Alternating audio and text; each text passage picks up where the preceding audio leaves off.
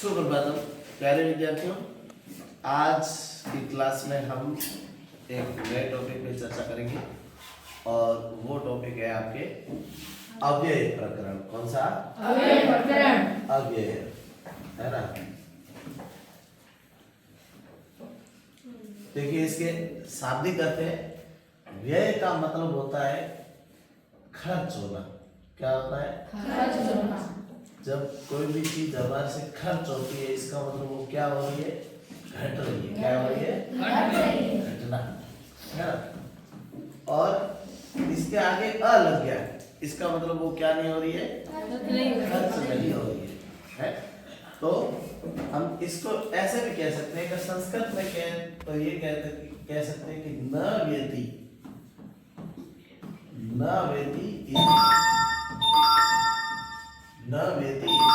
अव्यय, जिसका व्यय नहीं होता वो क्या है? अव्यय है ना। तो इसका खर्च नहीं होना, घटना नहीं, ये क्या है? इसके परिभाषा के अंदर हम पढ़ेंगे।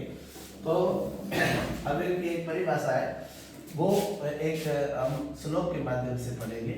वो श्लोक है कि सदृशम, ये श्लोक आप लिख लीजिएगा। सदृशम त्रिषु लिंगेषु, सदृशम त्रिषु लिंगेषु सर्वासु च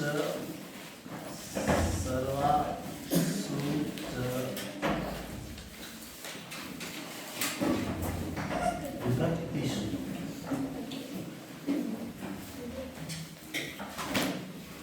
सदृशम त्रिषु लिंगेषु सर्वासु च विभक्तिषु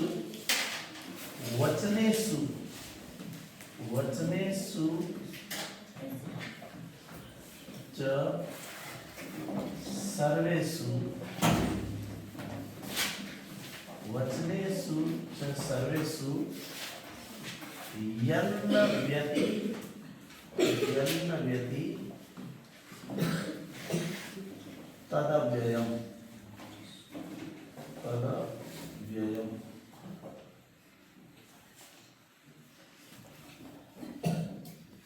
इस श्लोक का अर्थ है तीनों लिंगों में, सदृशम का मतलब होता है एक जैसा, एक समान। तीनों लिंगों में जो एक समान हो, त्रिषु लिंगेषु। फिर है कि सर्वासु च विभक्तिषु, सभी विभक्तियों में भी समान हो। फिर कह रहे कि वचनेषु च सर्वेषु, सभी वचनों में भी समान हो। और इन सब के अनुसार यत न व्यति, जिसका व्यय नहीं होता, तद अव्ययम, वही अव्यय है। ठीक है। अब इसके हम अंदर और परिभाषा को देखते हैं। तो ये कहेगा कि लिखा हुआ किसी भी भाषा के वे शब्द अव्यय कहलाते हैं, जिनके रूप में कौन कौन सा लिंग, वचन, पुरुष, कारक, काल इत्यादि के कारण कोई भी क्या नहीं होता? विकार का मतलब है बुराई, घटना, बढ़ना। समझे? कोई भी विकार उत्पन्न नहीं होता।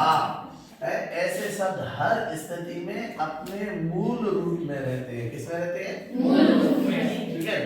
और इसका कोई रूप अंतर नहीं होता, रूपांतर नहीं होता। इसलिए ऐसे शब्दों को हिंदी में तो कहते हैं अविकारी। क्या कहते हैं? अविकारी। ठीक है। और संस्कृत में इसको क्या कहेंगे? अव्यय। क्या कहेंगे? अव्यय। लिखा हुआ है कि अव्यय का शाब्दिक अर्थ होता है जो व्यय न हो, है ना। न व्यति इति अव्यय, ऐसा हमने पढ़ा था। और इसको संस्कृत में कहते हैं कि स्वरादि निपात अव्ययम। अरे मतलब है कि स्वर आदि शब्द तथा निपात शब्द को अव्यय कहलाते हैं, है ना। तो ये निपात शब्द का क्या मतलब है कि लिखा हुआ कि जो तीनों लिंगों, सभी विभक्तियों और तीनों वचनों में समान रहते हैं, क्या कहलाते हैं? तो इसकी हमने अभी पढ़ा, श्लोक पढ़ा कि सादृशम त्रिषु लोकेषु सर्वाचु सर्वविभक्तिषु वचनेषु च सर्वेषु यन्न व्यति तदव्यय। जो इन सब के अनुसार समान रहते हैं वही अवयव कहलाते हैं। अभी अवयव के भेद क्या बढ़ेंगे? अवयव के भेद। तो ये आपको लिखने नहीं है, समझने हैं, ठीक है? लेकिन जो चीज लिखनी होगी वो मैं बताऊंगा क्या क्या चीज। देखिए अब लिखा है कि भाई अवयव जो है वो संस्कृत भाषा में मुख्य रूप से अवयव कितने प्रकार के होते हैं? संस्कृत भाषा में मुख्य रूप से अवयव कितने प्रकार के होते हैं? चार प्रकार के होते हैं। तो ये कौन से चार प्रकार है? यानी कि चार प्रकार के होते हैं। चार प्रकार में पहला जो है वो क्रिया विशेषण अवयव है। कैसा अवयव है? क्रिया विशेषण। यानी ऐसे अवयव जो क्रिया की विशेषता बताए। क्या करें? क्रिया की विशेषता है ना? किसी भी वाक्य में हम बोलेंगे तो कोई कर्ता होगा, मुख्य उद्देश्य होगा और उसके पीछे कोई ना कोई क्रिया होगी, है ना? जैसे मैं जाता हूँ तो मैं कौन हो गया? कर्ता। क्रिया क्या होगी? जाना। ठीक है? तो ये जो क्रिया है, अब इसके क्रिया विशेषण कैसे होंगे कि मैं धीरे धीरे जाता हूं। मेरे जाने की क्रिया कैसी हो गई? धीरे धीरे। यानी क्रिया की विशेषता बता रही कि यह धीरे धीरे जाता है। कैसे जाता है? धीरे धीरे, है ना? तो ऐसे जो धीरे धीरे शब्द है तो ये क्या हो गया? क्रिया विशेषण। क्या हो गया? क्रिया विशेषण। क्रिया विशेषण वो होते हैं जो क्रिया की क्या बताते हैं? विशेषता।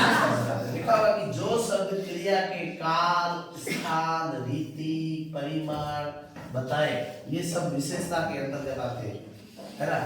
कि वह कैसे जाता है, इसका उत्तर है धीरे धीरे जाता है ना? वह क्यों जाता है, कब जाता है ना? तो इससे इसका काल का मतलब समय है, स्थान का मतलब जगह है, रीति का मतलब तरीका है, परिमाण का मतलब है कि कितना है, मापतोल है। ये सब क्रिया का जो बताए, है ना, वो क्या कहलाते हैं? क्रिया विशेषण। क्या कहलाते हैं? क्रिया विशेषण कहलाते हैं। अभी क्रिया विशेषण अवयव कौन कौन से होते हैं ये हम पहले पढ़ते हैं। तो क्रिया विशेषण जो अवयव है उसमें पहला जो है कालवाचक अवयव। कैसा है? कालवाचक, है ना? ये जो अवयव है ये संस्कृत में एज इट इज आते हैं, है ना? जैसा लिखा हुआ वैसा आता है। इसका जो अर्थ है वो वाक्य में अपने आप दे देगा, है ना? ये अवयव किसी भी वाक्य में बीच में आ गया तो इसका मतलब है कि वो अपना वजूद रखेगा, वो अर्थ देगा, ऐसे ही नहीं आ जाता, समझ रहे? और वो आ गया तो फिर हमारे को परीक्षा में ऐसे ही पूछा जाएगा, चाहे 8वीं की हो चाहे 10वीं की। आपको क्या किया जाएगा? 3-4 अवयव एक कोष्टक में दे दिए जाएंगे, नीचे 3-4 वाक्य दिए जाएंगे और कहेंगे कि उचित अवयव इन वाक्यों में आप भरिए, ठीक है? अब वहां ऊपर जो भी अवयव दिए हुए अगर उसके आपको अर्थ आते हैं तो आप उसको वाक्य में सेट कर पाओगे, नहीं तो आप उसको सेट नहीं कर पाओगे, ठीक है?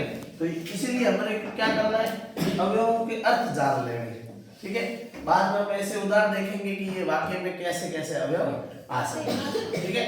तो ये जो कालवाचक अवयव है वो अवयव क्या करते हैं कि समय का बोध कराते हैं। किसका बोध कराते हैं? समय का। कालवाचक का मतलब क्या है? समय। तो इसमें पहला अवयव आता है यदा। क्या आता है? यदा। तो यदा का मतलब होता है जब। क्या होता है? जब। तो यदा का मतलब जब होता है, तो तदा का कब, कदा का कब, सर्वदा या सदा का हमेशा, अधुना का अब, आजकल या अब, ठीक है? इदानीम का इस समय, संप्रति का अब। तो ये जो तीनों है ना, ये अधुना, इदानीम और संप्रति, ये तीनों एक ही अर्थ देते हैं, एक दूसरे की जगह पर हम यूज कर सकते हैं। है अधुना तुम किम करो सी, ये अभी तुम क्या कर रहे हो, या आजकल तुम क्या करते हो, है ना? ऐसा। फिर है सांप्रतम, ये भी शब्द एक इसके साथ में बोला जा सकता है। और अद्य का मतलब होता है आज। यह क्या होता है? बीता हुआ कल। ऐसे ही जो आने वाला कल होता है उसको क्या कहते हैं? ध्यान रखना, यहाँ से मैं एक और चीज बढ़ा रहा हूँ, ठीक है? और यह को बीता हुआ कल कहते हैं तो बीता हुआ जो परसों होता है उसको बोलते हैं परह्यः। क्या बोलेंगे उसको? परह्यः। ठीक है, यह परह्यः। और उसके पिछले का दिन हो यानी पिछला तीसरा दिन होता है वो होता है प्रपरह्यः। क्या होता है? प्रपरह्यः, यानी यह पीछे लगाओ, इसका मतलब बीते हुए दिन, बीता हुआ कल, बीता हुआ परसों और बीता हुआ अगला दिन। ठीक है, तो ये प्रपरह्यः ध्यान रखना। ठीक है, तो ये यह का मतलब है बीता हुआ कल, परह्यः का मतलब है बीता हुआ परसों और प्रपरह्यः का बीता हुआ पिछला दिन। ठीक है, ऐसे आगे है स्वः। क्या है? स्वः का मतलब क्या होता है? आने वाला। है ना? ये नीचे एक और शब्द आया देखो, परस्वः। क्या है? तो परस्वः का मतलब क्या है? परसों। अब आने वाला अगला दिन, ऐसा अगर हमारे को आज का दिन, बीता हुआ कल का, बीता हुआ परसों और बीता हुआ उधर का, आज का दिन, आने वाला कल, आने वाला परसों और उसका अगला दिन, ऐसे तीन दिन दोनों तरफ के पता चल जाए तो पूरा हफ्ता क्लियर हो जाता है, यानी 7 दिन हो जाते हैं। 3 दिन पिछले, 3 दिन अगले और एक आज का, 7 दिन हो गए। तो इसको हम हफ्ता कहते हैं। तो इस हिसाब से वार का भी आपको पूछा जाता है ना? अभी नहीं पूछा जाता है, लेकिन कॉम्पिटिशन एग्जामों में ऐसा पूछा जाता है। जैसे ये बोल दे कि अद्य सोमवासर अस्ति, तो यह क वासर अस्ति, आज सोमवार है तो बीते हुए कल को कौन सा वार था? रविवार। ऐसा सीधा पूछते कि अद्य बुधवासर अस्ति, तर्हि परस्वः क वासर अस्ति, आज बुधवार है तो कल और परसों कौन सा वार आएगा? शुक्रवार। समझ रहे? तो ऐसे प्रश्न पूछते हैं। तो यहाँ आपको ध्यान रखना है कि ये समयवाचक है और इसमें ऐसा बता रहे। और समयवाचक कौन से होते हैं? तो ऐसा कह रहे भाई ऐसम। क्या शब्द आता है? ऐसम। ऐसम का मतलब क्या है? परुत, साल यानी पीछा, बीता हुआ साल। सायं, शाम का समय है। अब इसको ऐसा लिखा हुआ पढ़ते हैं, है ना? इसको ऐसा लिखा हुआ पढ़ते हैं, तो कई जने इसको पढ़ते हैं सायं। सायं क्या पढ़ते हैं? सायं नहीं होता है, क्या होता है? सायं। सायं यानी संध्या का समय, शाम। ठीक है, प्रातः, प्रातः काले भवान शीघ्रम उत्तिष्ठतु, है? सुबह के समय जल्दी उठा करो, है? शीघ्रम क्या है? जल्दी। दिवा का मतलब है दिन में। और नक्तम, हाँ ये दाल है। ठीक है, तो ये नक्तम परसों पढ़ लिया हमने। आगे है बहुधा। क्या है? बहुधा यानी अक्सर, है? अक्सर हम देखते हैं, बहुधा यानी बहुत बार, ऐसा भी कह सकते हैं। क्या कह सकते हैं? बहुत बार या अक्सर। ठीक है, संभवतः। क्या है? संभवतः को हम ये कह सकते हैं कि शायद, कंफर्म नहीं, शायद कल वो आ जाएंगे, हम ऐसा बोलते हैं। इसका मतलब ये शायद हमने लगाया, इसमें भी हम ये क्या कह रहे हैं कि हमें कंफर्म नहीं है लेकिन आएंगे ऐसा। आगे चिरम, एक शब्द आता है चिरम। क्या आता है? इस चिरम शब्द के रूप चलते हैं, इसलिए देखो ये पंचमी का लिखा हुआ चिराग, ये तृतीया का लिखा हुआ चिरेग, ये चिराय चतुर्थी का लिखा हुआ चिरस्य षष्ठी का लिखा हुआ, है ना? तो इसका मतलब होता है देर से। ठीक है, अब देर को, देर से, देर के द्वारा, देर के लिए, देर का, है ना? देरी के लिए माफी है। तो यहाँ आपने देरी के लिए बोल दिया, इसका मतलब आपको क्या बोलना पड़ेगा? ठीक है, और एकदा का मतलब क्या है? एक दिन। और कदाचित का मतलब है कभी। तेन पढ़ती कदाचन, है ना? तो कभी नहीं पढ़ते ऐसा, समझ रहे? तो ये आपके क्रिया विशेषण अवयव में पहला प्रकार था कालवाची। कौन सा? दूसरा प्रकार है आपका स्थानवाची। कैसा? ये क्या जगह का बोध कराते? किसका बोध कराते? जगह। जैसे आप यहाँ बैठे हो, वो वहां बैठा है ना? तो इसमें देखो यत्र। क्या है? यत्र का मतलब क्या है? यहाँ। यत्र का मतलब यहाँ, नहीं, जहां क्या है, ये यहाँ नहीं, क्या है, यत्र का मतलब है जहां, तत्र का मतलब, पुत्र का मतलब, अत्र का मतलब, सर्वत्र का मतलब, और ये अंतः लिखा हुआ है, अंतः का मतलब है भीतर, ठीक है, और बहि का मतलब अंतरा, बीच में, अंतरा का क्या मतलब है, बीच में, मध्य में। जैसे इन दोनों के बीच में ये बैठा है, तो त्वाम माम अंतरा माला, तुम्हारे और मेरे बीच में बच्चा बैठा है ऐसा, और अंतरा उच्चई का मतलब है, उच्चई वदति, जोर से बोल रहे हो, जोर से बोलने से कलह होती है, और धीमे धीमे शांति से बोलते तो झगड़ा, आप देख रहे हैं जब लड़ाई होती है तो जोर से बोलने की कोशिश करते, एक जोर से बोलता दूसरा जोर से बोलता, तो जोर से बोलना किसी भी लड़ाई का सॉल्यूशन नहीं, और वैसे ही जब धीरे धीरे बात करते हैं तो हर एक बात का समाधान, ठीक है, नीचे नीचे या अधर, नीचे या है ना, तो ये इसका मतलब क्या होता है, नीचे, ठीक है, समया निकसा या पार्श्व, क्या मैं मंदिर के पास से हम वसानी मंदिर के पास में रहता हूँ, मैं उसके घर के पास में रहता हूँ, मैं स्कूल के पास में रहता हूँ, है, तो अन्यत्र आराध, ठीक है, तो आराध में दोनों आ गए, ठीक है, आगे देखो ततः, ततः मतलब वहां से, तो बताओ यहाँ से, इसका क्या होगा, इतर, क्या होगा, है, ये दोनों एक साथ होते हैं तब तो इसका उत्तर होता है इधर उधर, क्या होता है इधर उधर, लेकिन दोनों एक साथ नहीं हो तब ततः का मतलब वहां से, तो इतः का मतलब क्या होगा, यहाँ से, इतः का मतलब क्या होगा, यहाँ से, और ऐसे ही कुत्तः क्या होगा, कुत्तः का मतलब क्या होगा, कहाँ से, कुत्तः का मतलब होगा कहाँ से। इसको खांसी होती है ना, वो गर्म पानी पिया करे ज्यादा से ज्यादा, खांसी जुकाम और सर दर्द और पेट की जितनी भी बीमारियां, इन सब का इलाज गर्म पानी है, ऑयल पानी जितना हो सके, चाहे जितना गर्म पानी भी आप उसको घूट घूट करके फूंक फूंक करके पिएंगे ना, तो आपके खांसी जुकाम और ये सब ठीक हो जाएगा, जिसको भी होती है। सर्दियों में गर्म पानी नहीं पीना चाहिए, सुबह उठ करके और जब भी पीते तब। अग्रे का मतलब क्या है, आगे, पूर्णतः है आगे, और परितः का मतलब क्या है, चारों।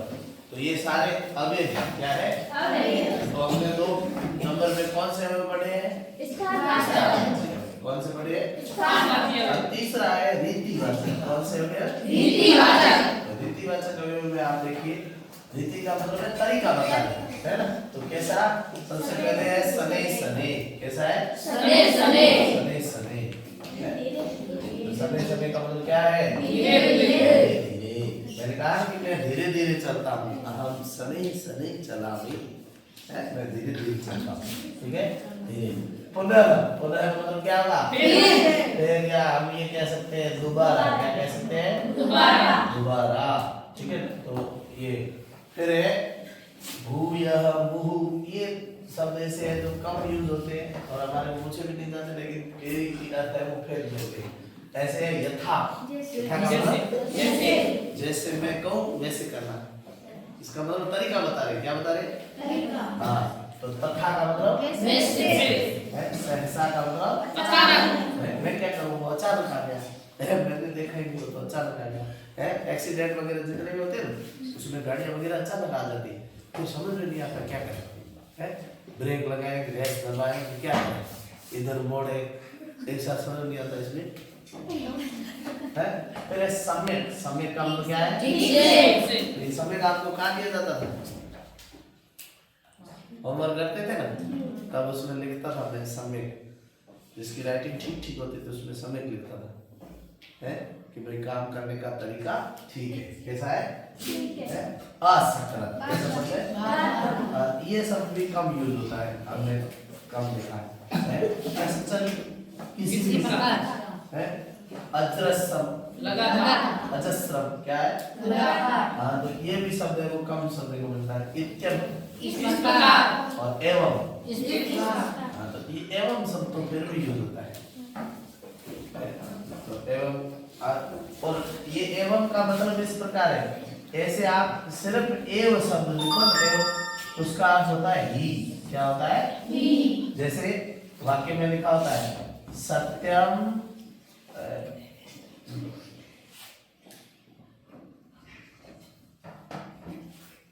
क्या है? सत्यम सत्यम एव जयते। ये देव वाक्य हमारा राष्ट्रीय वाक्य है। क्या है?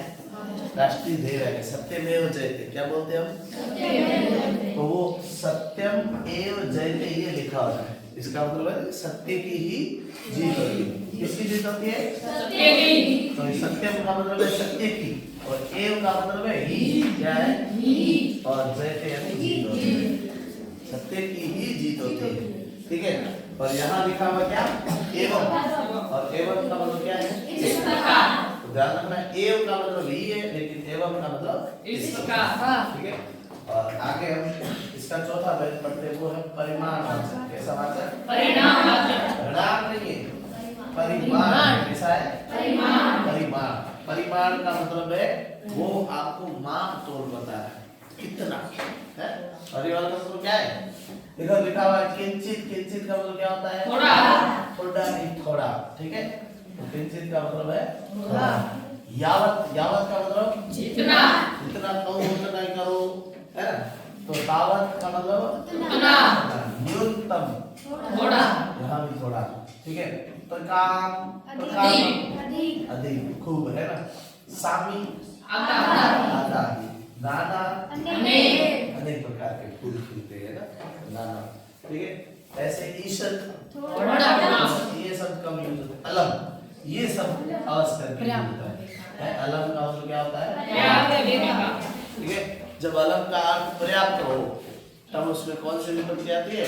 चतुर्थी विभक्ति। ये है दैत्य भी हरि अलम, है ना। ऐसा हमने पढ़ा था कि भाई दैत्यों के लिए तो भगवान अकेले ही पर्याप्त है ना। तो वो अलम, और यही अलम का अर्थ जब मना करने के अर्थ क्रिया के साथ में आता था अलम, तो हम क्या पढ़ते थे कि अलम विवादे का मतलब तृतीय विभक्ति उसमें आती थी कि विवाद मत करो। ठीक है।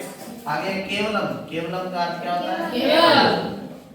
कृतम बस काफी। बस या काफी। है कि बस इतना ही करोगे ऐसा। भ्रसम का मतलब है क्या है? अधिक। तो ये थे आपके अवयव का। अगले प्रश्नवाचक अवयव। कैसे अवयव? प्रश्नवाचक। प्रश्नवाचक अवयव। वो प्रश्नवाचक अवयव है, और उसके जैसे कब क्या करोगे?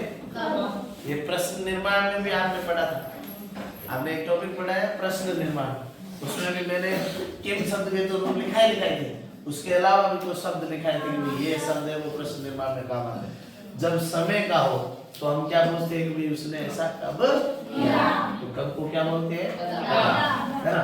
अतः या किम इसका मतलब है हाँ तो क्या है कि तूने आज ऐसा नहीं किया, हाँ तो क्या बोलते हैं ना वैसे, तो क्या करने का ऐसे बोलो।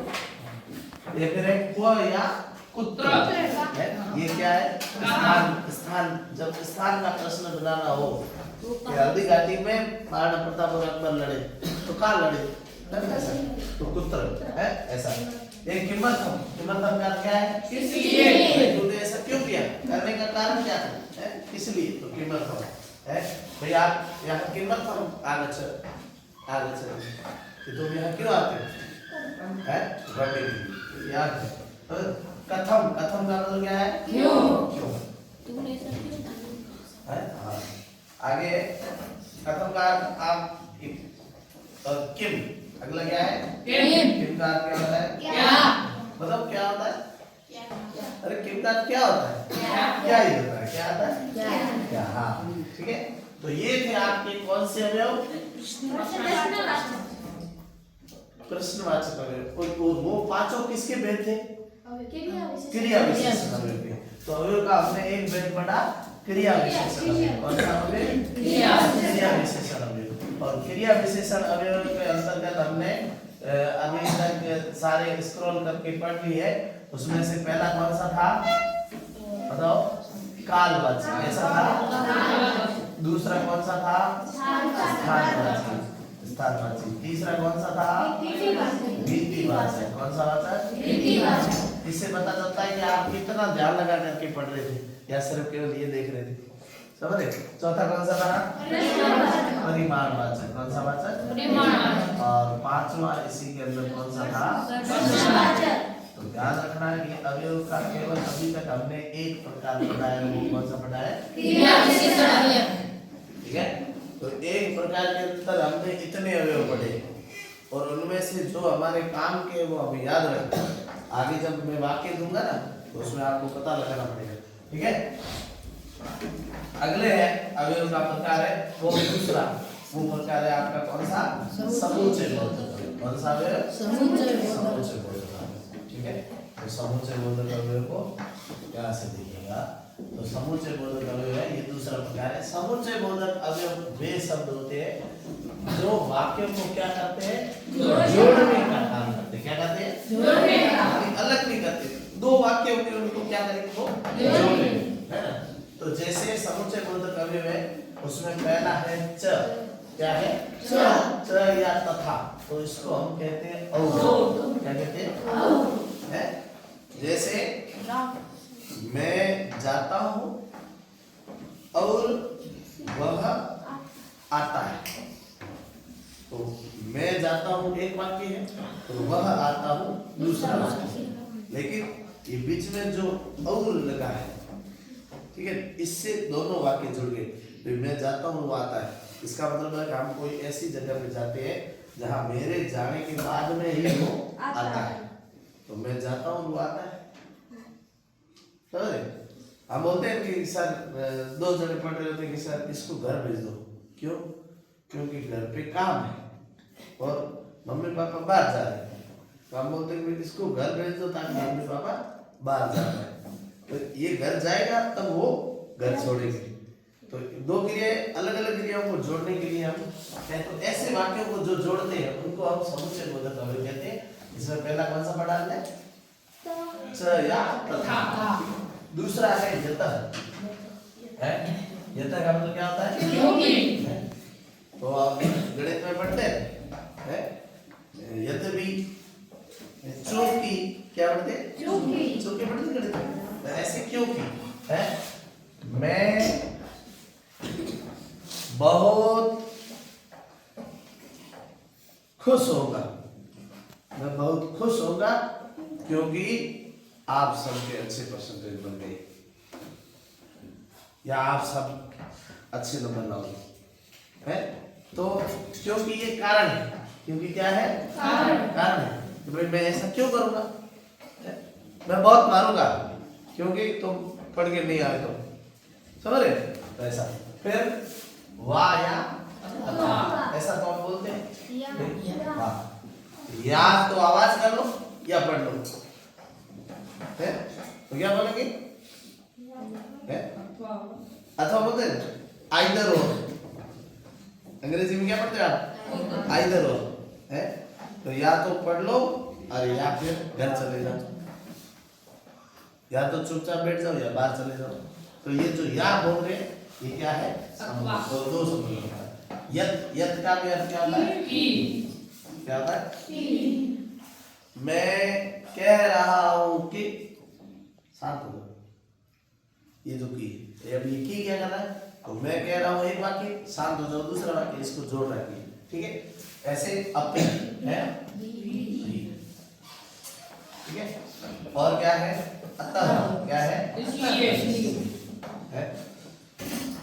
देखो मैं कल नहीं आऊंगा अतः आप स्कूल मत आना मैं कल नहीं आऊंगा अतः आप स्कूल मत आना अब आप स्कूल मत आना मैं नहीं आऊंगा दो अलग अलग वाक्य लेकिन अतः से मैंने दोनों को जोड़ा है तो ये समुच्चय बोधक ठीक है तू तू का मतलब क्या है ऐसे अगर यदि है ठीक है ये वाक्य को कैसे जोड़ता है यदि या अगर के सबको टॉफी दूंगा अगर नंबर अच्छे आए। समझे? है सबको टॉफी मिलेगी यदि नंबर अच्छे आए। समझ रहे? तो ये वाक्य को जोड़ा है इसने बीच में ऐसे, ठीक है। और आगे क्या है? तदा का मतलब क्या है? तो पढ़ाई नहीं की तो डंडे पड़ेंगे, है? तो डंडे पड़ना अलग और पढ़ाई नहीं करना अलग वाक्य। तो ऐसे वाक्य को ये होता है, ठीक है। आगे क्या है? परम परंतु या किंतु, ठीक है। तो परम परंतु या किंतु में देखेंगे से इसका क्या मतलब होता है? लेकिन मैं आ तो गया था लेकिन गेट खुला ही नहीं था। अरे है ऐसे। आगे क्या है? यद्यपि, है? हालांकि। तो हालांकि कैसे जोड़ते हैं? तो हालांकि से ये शुरू में ही बोला जाता है? हालांकि मैं खुश तो नहीं हूं फिर भी जा रहा हूं, है? हालांकि मैं खुश तो नहीं हूं फिर भी जा रहा हूं। ऐसे, है? ये देखो यद्यपि और तथापि ये दोनों ही जोड़ने पड़ेंगे, है? हालांकि मुझे नंबर अच्छे आए हैं फिर भी मैं खुश नहीं। हालांकि मुझे नंबर अच्छे आए फिर भी मैं खुश नहीं हूं। हालांकि मेरी शादी है पर मैं खुश नहीं हूं फिर भी मैं खुश नहीं हूं, ऐसे। तो ये दोनों ऐसे जुड़ते हैं। और ये क्या है? अपितु। अपितु का क्या मतलब होता है? बल्कि, है? बल्कि, है? अन्यथा। अन्यथा का मतलब क्या है? नहीं तो नहीं तो काम में ऊपर भी एक बड़ा था, है? पड़ गया ना, नहीं तो डंडे पड़ेंगे, है? तो अन्यथा का ये मतलब है, ठीक है। किंबा क्या है? किंबा का भी क्या मतलब होता है? और ऐसे पूछ सकते हैं कि मैं अंदर आऊं क्या, है? तो ये वहां पढ़ सकते हैं अंतर आगच्छामि किंबा क्या हुआ, है? ये पूछ सकते हैं। अपरश्च, अपरश्च का मतलब क्या है? और भी। ठीक है। जल्दी से ले जाओ नहीं तो और भी आ रहे हैं, ऐसा। तरही का मतलब तो ठीक है। तो ये कौन से अवयव होते हैं जो पहले आपने पढ़े? कौन से अवयव? क्रिया विशेषण अवयव। कौन से अवयव पढ़े? क्रिया विशेषण अवयव। और दूसरा आपने कौन सा पढ़ा है? समुच्चय बोधक। समुच्चय का मतलब क्या करते हैं? जोड़ते हैं। क्या करते हैं? जोड़ते हैं। समुच्चय बोधक का अवयव होते हैं, ठीक है। अभी आप इसका तीसरा ग्रुप पढ़ोगे, वो होते हैं संबंध बोधक। कौन से बोधक? संबंध, ठीक है। तो संबंध बोधक क्या होते हैं ये हम देखते हैं, ठीक है। अब ये कितने प्रकार के होते हैं? सबसे पहले पढ़ा था कितने प्रकार के होते हैं? चार प्रकार है। तीसरा प्रकार पढ़ ले। तीसरा है संबंध बोधक अवयव। कैसे अवयव? संबंध। लिखा हुआ है संबंध बोधक अवयव वे अवयव होते हैं जो वाक्य के अंतर्गत संबंध भाव को दर्शाते हैं। कौन से भाव को दर्शाते हैं? कोई ना कोई आपस में संबंध है ना। कैसे कह रहे कि यावत और तावत ये दो अवयव हैं वो एक साथ आते हैं। जब तक मैं कहूं नहीं तब तक लिखना नहीं, ठीक है। केवल बोर्ड पर देखना, जब तक मैं नहीं कहूं तब तक लिखना नहीं। ये यावत और तावत है। जब तक मैं जिंदा था ना तब तक कोई इधर आंख नहीं उठा के देखता था, समझ रहे? या खेल खेल रहे होते हैं कि जब तक मैं आउट नहीं हुआ तब तक मैच हम ही जीते हुए थे, लेकिन जैसे ही मैं आउट हुआ मैच हम हार गए, समझ रहे? ऐसे, ठीक है। और क्या है? पर्यंतम। क्या है? पर्यंतम का क्या मतलब है? पर्याप्त या तक, है ऐसा। अगला क्या है? अंतरा। ये अंतरा का अर्थ बताया था। एक तो अंतरा का अर्थ क्या बताया था? बीच में। क्या बताया था? बीच में। मैंने कहा था कि इन दोनों के अंतरा बीच में है। और यहाँ बिना, बिना का अर्थ क्या है? यहाँ बिना नहीं है, यहाँ बिना है और उसका अर्थ होता है बिना, है? इसके बिना, है? उसके बिना। क्या भाई? पढ़ाई के बिना जिंदगी व्यर्थ है। पढ़ाई के बिना जिंदगी यहाँ बिना संबंध बता है। आगे है यथा तथा। यथा कैसे? तो यथा यथा तथा तथा एक बार भी यूज कर सकते हैं, यथा या तथा। तो यथा राजा तथा प्रजा, जैसा राजा वैसी प्रजा। ये पिछले 2-3 बार की बोर्ड परीक्षाओं में ये पूछा गया है, यथा तथा और यावत तावत, ये दोनों। तो ये 8वीं हो 10वीं हो चाहे 9वीं हो, जहाँ भी जाएंगे आपको अभी एक ही बार पढ़ने होते हैं जिंदगी में, और उसको अच्छी तरीके से पढ़नी चाहिए। तो ये यथा तथा वाला भी प्रश्न उसी बोर्ड में पूछा गया था, ठीक है। और बच्चे कंफ्यूज हो जाते हैं, 2 खाली स्थान है, 4 ऊपर दिए हुए भर देते हैं कोई, तो कोई ऐसे नहीं भरना, ठीक है। तो एक यथा एक भी हो सकता है, एक यथा भरा हुआ हो और आपको तथा भरना हो, है ना। तो आप ध्यान रखना कि ये दोनों ही अवयव साथ में आएंगे, ये यावत तावत और यथा तथा। आगे क्या है, प्रत्युत। ये सब देखने में मेरे उल्टे है, युगपद का मतलब आता है ये भी अवयव है, और ये समन्तात का मतलब है।